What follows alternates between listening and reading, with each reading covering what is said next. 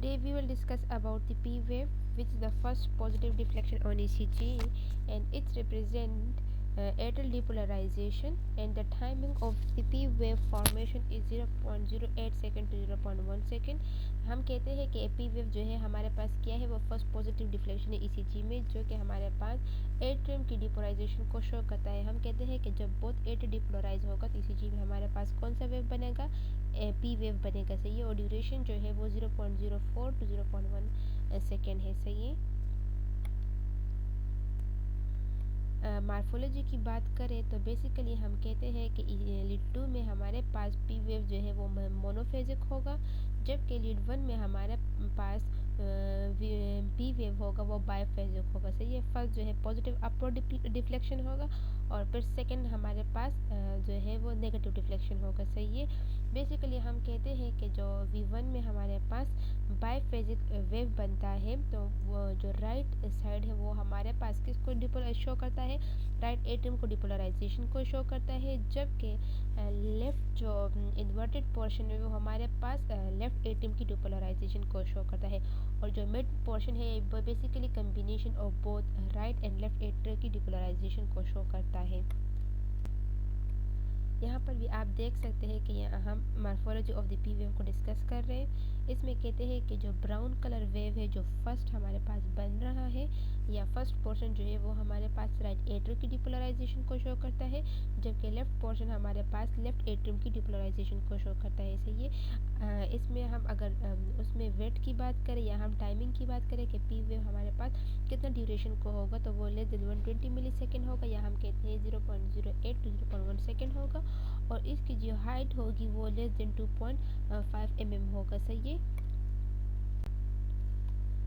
Most commonly जो P wave है वो हम लीड 1 और V1 और लीड 2 में देखते हैं। सही है। तो V1 में हमारे पास जो पी वेव है वो बायफेजिक पी वेव है। सही है। जो फर्स्ट पॉजिटिव डिफ्लेक्शन है ये हमारे पास राइट एट्रियम की डिपोलराइजेशन को शो करता है, जो नेगेटिव डिफ्लेक्शन है हमारे पास लेफ्ट एट्रियम की डिपोलराइजेशन को शो करता है। सही है। तो ECG में हम अगर पी वेव V1 में देखेंगे तो वो हमारे पास बायफेजिक होगा। सही है। और जो साइज होगा वो इक्वल होगा, इक्वल इन साइज होगा। Common P wave abnormalities, basically हमसे कहते हैं कि पी वेव हमारे पास एट्रियम की एबनॉर्मेलिटीज़ को शो करता है। सही है।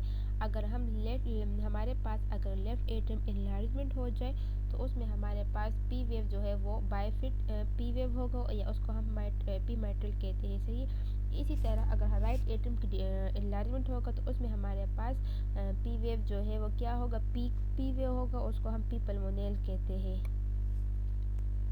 जिस तरह आप इस डायग्राम में देख सकते हैं, जिस तरह मैंने कहा कि पी वेव हमारे पास मोस्ट कॉमन एबनॉर्मेलिटीज है जो हम लीड 2 और V1 में देखते हैं। अगर नॉर्मली हम बात करें तो पी वेव हमारे पास लीड 2 में मोनोफेजिक होगा और लीड 1 में हमारे पास बायफेजिक हो। सही है।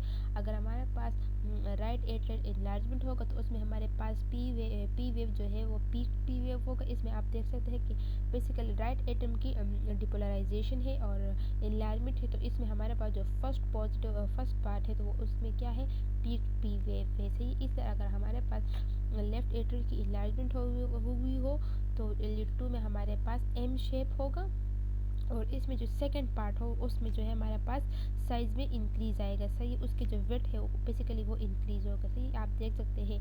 लेकिन अगर हमारे पास राइट एट्रियम इनलार्जमेंट और लेफ्ट एट्रियम इनलार्जमेंट दोनों हुए हो तो इसमें आप देख सकते हैं कि हमारे पास जो वो क्या है, ड्यूरेशन में भी ज़्यादा इंक्रीज आया है, और उसके साथ हमारे पास एम शेप बना हुआ है। सही। आप यहाँ देख सकते हैं कि हमारे पास राइट एट्रियम की इनलार्जमेंट जो है वो पी वी से शो हो रही है, जबकि लेफ्ट एट्रियल इनलार्जमेंट हमारे पास साइज में या इसका वेट जो है वो इंक्रीज हुआ है। सही है। तो मोस्ट कॉमन जो abnormalities of the P wave वो है पी माइट्रल। बेसिकली अगर हमारे पास लेफ्ट एट्रियम की इनलार्जमेंट हो जाए तो उसको हम जो है उस वेव को हम माइट्रल कहते हैं, और इसी में हमारे पास एम शेप जो है पी वेव होगा। सही। और इसकी ड्यूरेशन जो है वो ग्रेटर देन 120 मिली सेकेंड होगी। जिस तरह हमने नॉर्मली बात की है कि हमारे पास पी वेव की जो ड्यूरेशन होगी वो लेस दिन क्या होगी, 120 mm होगी। लेकिन अगर हमारे पास पी माइट्रल हो जाए, पी माइट्रल हो तो उसमें हमारे पास जो पी वेव की ड्यूरेशन होगी 121 ग्रेटर देन 120 मिली सेकेंड होगी। सही है। और बेसिकली हमारे पास मेटल माइट्रल स्टेनोसिस को शो करता है। लेकिन हम कहते हैं अगर माइट्रल वाल की स्टेनोसिस हो जाए तो इसकी वजह से हमारे पास जो माइट्रल वाल है वो नैरो हो जाती है, तो उसकी वजह से लेफ्ट एट्रियल की इनलार्जमेंट हो जाती है।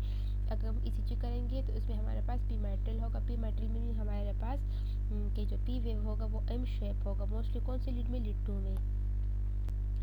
इसी तरह सॉरी इसी तरह पी पल्मोनेल है। बेसिकली हम कहते हैं कि पी पल्मोनेल जो है वो राइट एट्रियम की इनलार्जमेंट को शो करता है, सही है। और ये हमारे पास पल्मोनरी हाइपरटेंशन को शो करता है। अगर हमारे पास पेशेंट को पल्मोनरी हाइपरटेंशन हो और उस ईसीजी करें तो हमारे पास जो ईसीजी में हम चेंजेस देखेंगे लीड 2 में, तो उसमें हमारे पास क्या होगा, लीड 2 में हमारे पास या V1 में हमारे पास क्या होगा, टाल पी वेव होगा या पीक टी वेव होगा। इस तरह आप देख सकते हैं हमारे पास पीक टी वेव है, सॉरी टी नहीं, पी वेव है, सही है, पीक पी वेव है, सही है। ये हमारे पास पल्मोनरी हाइपरटेंशन को शो करता है।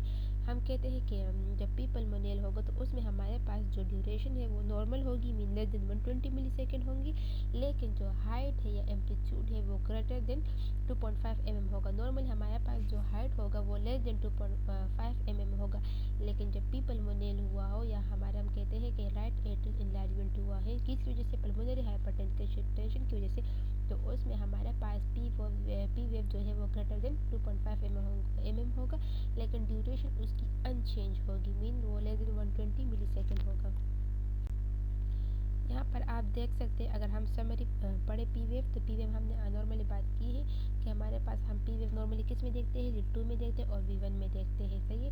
तो V1 में जो है हमारे पास बायफेजिक पी वेव होगा और लीड 2 में मोनोफेजिक पी वेव होगा। ये हमारे पास नॉर्मल पी वेव है। लेकिन हम कहते हैं अगर पी माइट्रल मीन जब लेफ्ट एट्रियल की इनलार्जमेंट हुई हो बिकॉज ऑफ माइट्रल स्टेनोसिस, तो उसमें हम कहते हैं कि लीड 2 में हमारे पास एम शेप क्या होगा, पी वेव होगा। और उसमें जो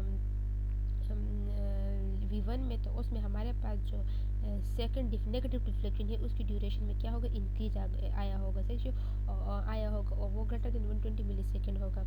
इस तरह आप देख सकते हैं ये हमारे पास लेफ्ट एट्रियल हाइपरट्रॉफी शो करता है या इनलार्जमेंट शो करता है, सही। इस तरह अगर पी पल्मोनेल हो, बेसिकली पी पल्मोनेल हमारे पास राइट एट्रियल की इनलार्जमेंट को शो करता है या हाइपरट्रॉफी को शो करता है। इसमें हमारे पास ड्यूरेशन जो है वो चेंज नहीं होगी, लेकिन इसमें हमारे पास जो height of the P wave होगा वो ग्रेटर देन 2.5 mm होगा, सही। यहाँ पर आप देख सकते हैं कि हाँ हाइट हमारे पास ग्रेटर देन 2.5 mm है।